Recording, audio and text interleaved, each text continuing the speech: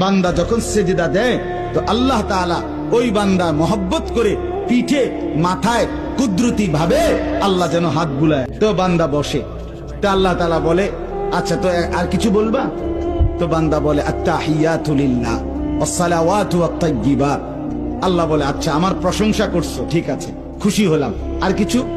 তো বান্দা এবার বলে আল্লাহুম্মা সাল্লি আলা মুহাম্মদ ওয়া আলা আলি মুহাম্মদ বলে, রব্বুল আলামিন সেজদা দিয়ে আপনার কাছে আসলাম, আপনার প্রশংসা, আপনার বন্ধুর প্রশংসা করে আপনার খুশি অর্জন করলাম। এইবার আমার মূল চাওয়া আছে, আল্লাহুম্মা ইন্নী যালামতু নাফসি, আপনি ছাড়া আমার মাফ করার কেউ নাই।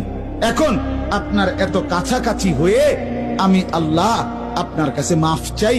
মুক্তির দাতার কাছে, দুনিয়ার কোন দানশীলের কাছে দুয়ারে দাঁড়িয়েও যদি কেউ হাত পাতে সে তো তাকে ফিরায় দেয় না, আর আমি যার মাথায় হাত বুলাইলাম নামাজের সালাম ফিরাইয়েই সে আবার হালকা আওয়াজে সাথে সাথে বলে আল্লাহু আকবার।